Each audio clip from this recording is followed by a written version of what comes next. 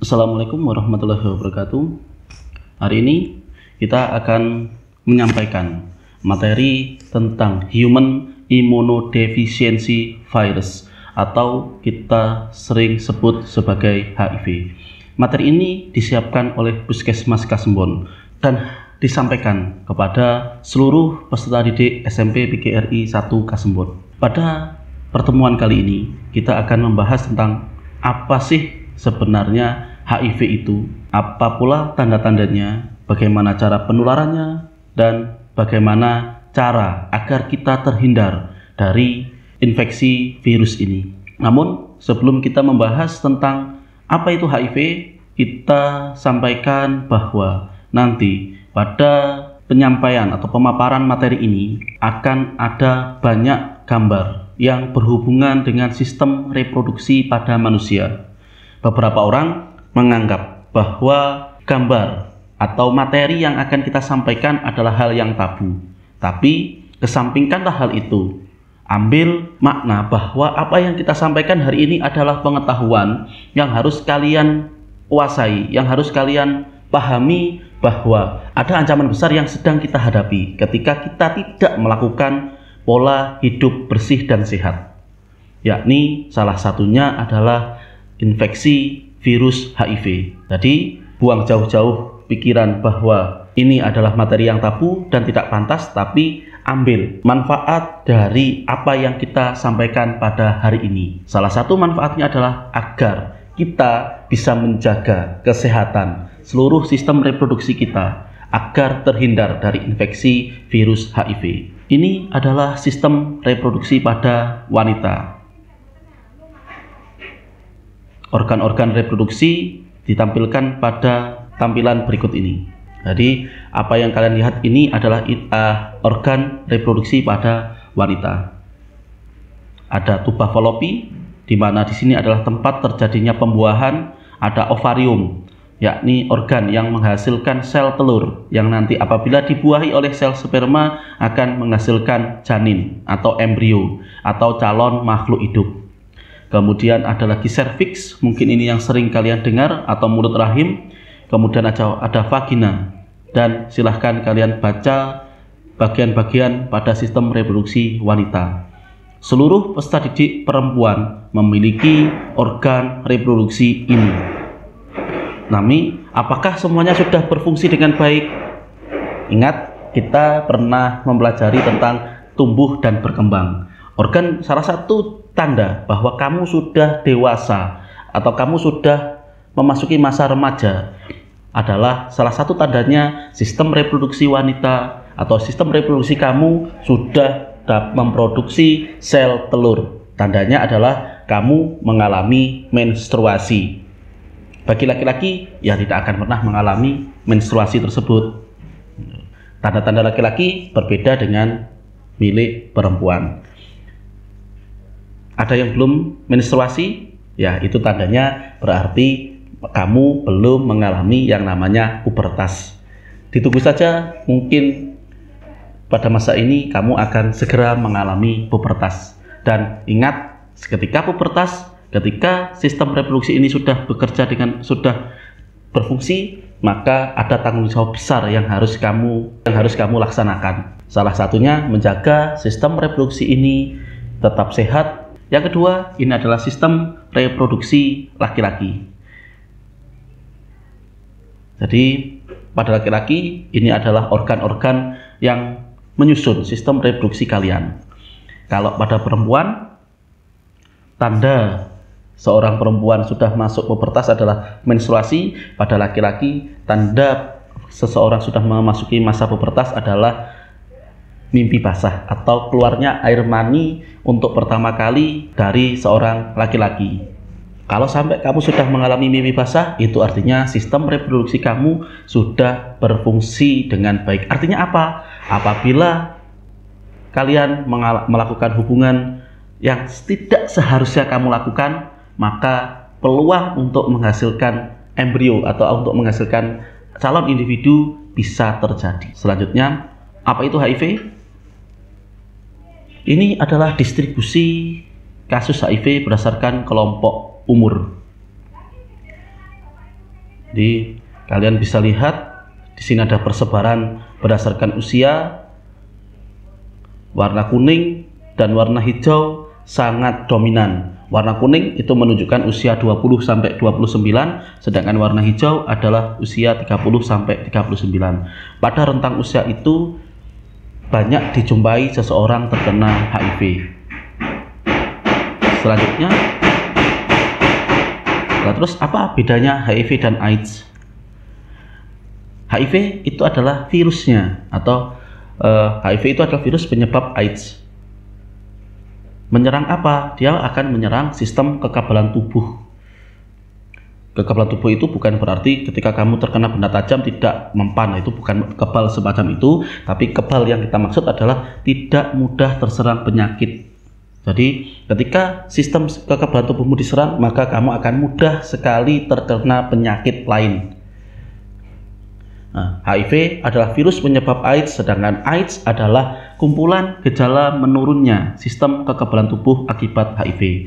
Jadi HIV adalah virusnya, AIDS adalah nama penyakit yang diakibatkan oleh HIV atau virus HIV itu tadi. Ini adalah perkembangan atau timeline atau lini waktu dari HIV menjadi AIDS.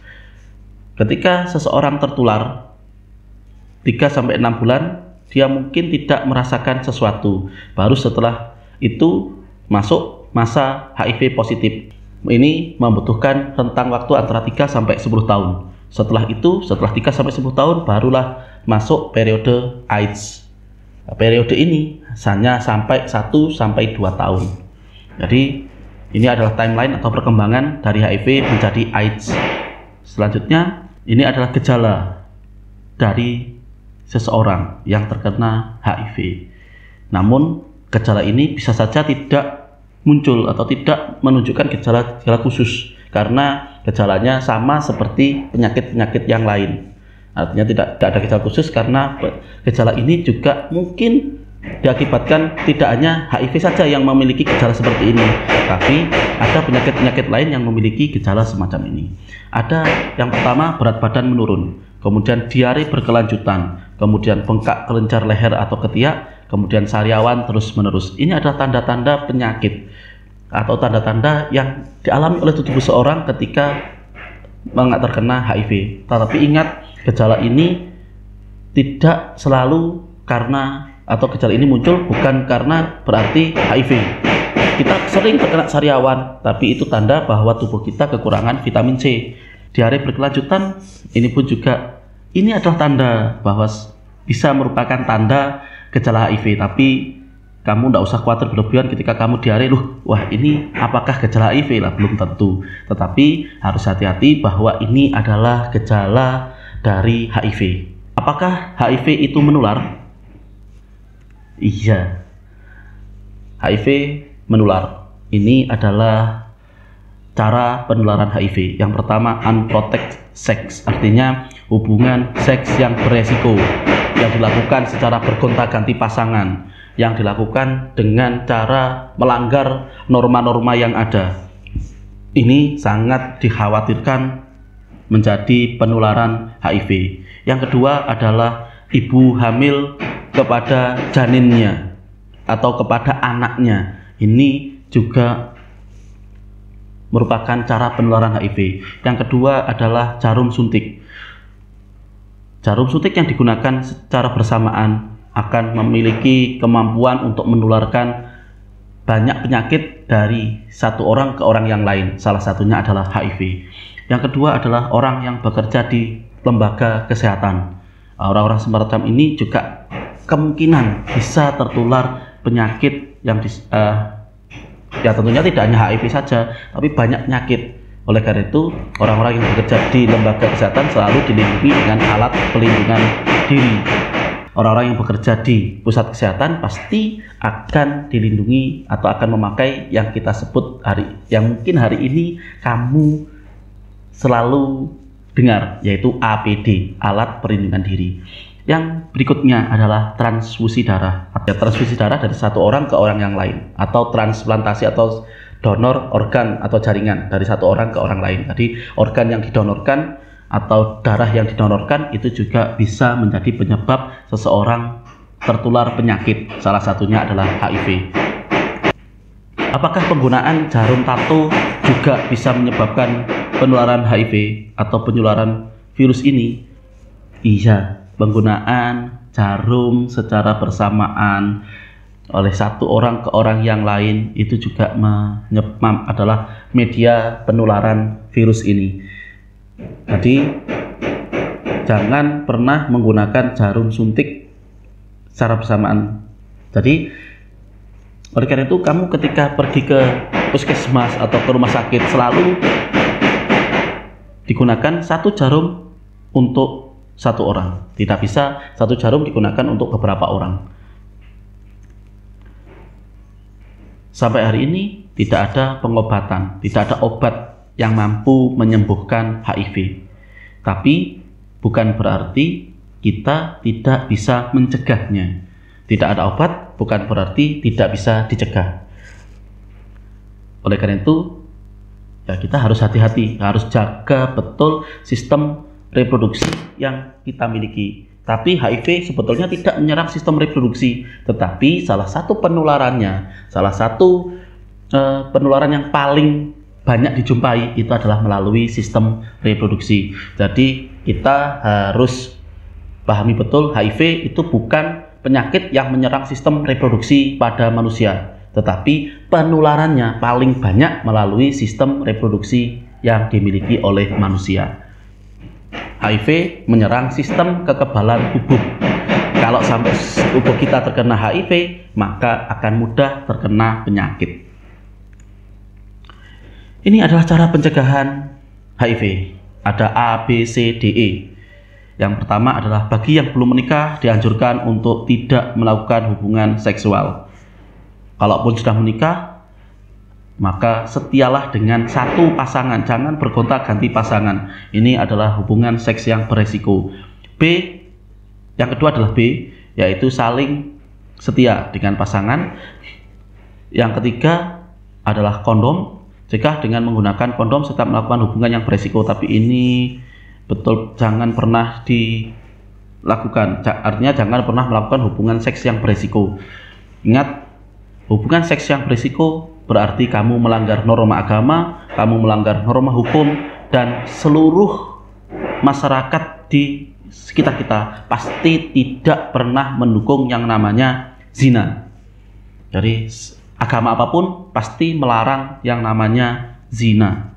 Jadi kamu hanya boleh melakukan hubungan seksual hanya kepada suami istri, pacar, teman. Nah, itu semua adalah zina, dan zina adalah salah satu dosa besar.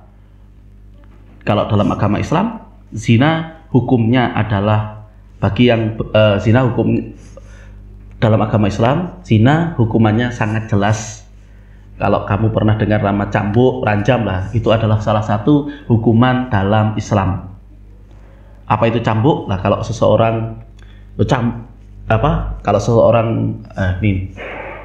kok ada dua ya, jadi hukumannya ada dua karena dikhususkan untuk dua kondisi tertentu. Yang pertama, hukuman cambuk adalah diberikan kepada mereka yang belum menikah. Seseorang yang berzina dan belum menikah, maka hukumannya adalah cambuk, dan dicambuk sebanyak 100 kali. Itu adalah hukuman bagi para pezina. Bagi yang sudah menikah, hukumannya bukan cambuk, tapi diranjam. Apa itu diranjam? Diranjam itu seseorang diletakkan di jalan raya yang ramai. Jadi diletakkan di jalan yang ramai, diikat, dan siapapun yang lewat di situ silahkan melempar batu kepada si pezina. Sampai kapan? Sampai meninggal. Itulah hukuman pezina di dalam agama Islam.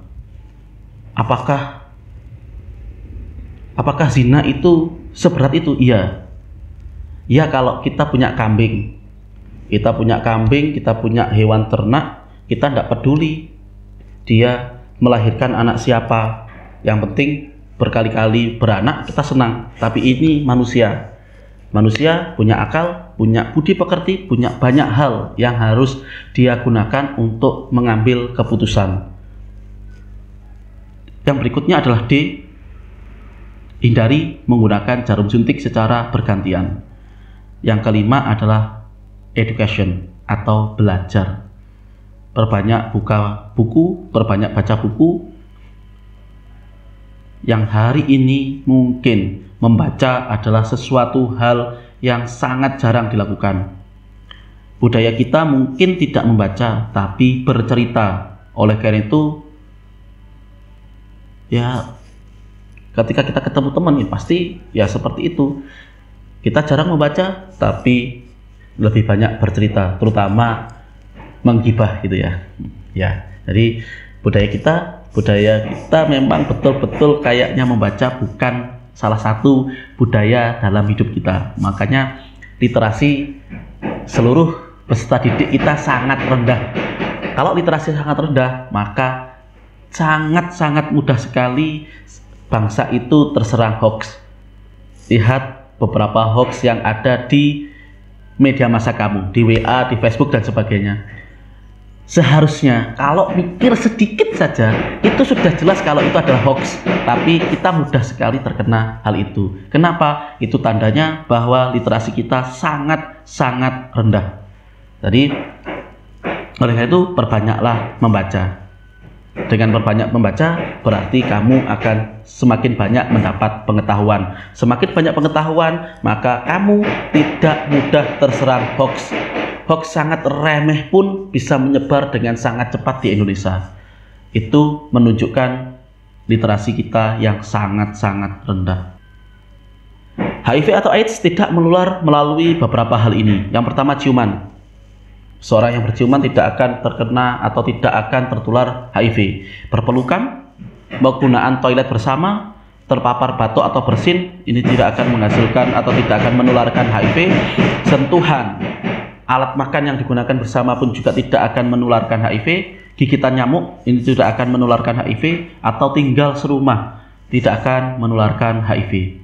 Jadi ketika kamu misalnya bertemu dengan seseorang yang HIV positif, maka tidak usah khawatir untuk berjabat tangan, tidak usah khawatir untuk berpelukan atau memberikan tempat tinggal bagi mereka, karena penyakit mereka tidak akan menular melalui hal-hal ini, tetapi menular melalui 5 hal yang sudah kita bahas sebelumnya.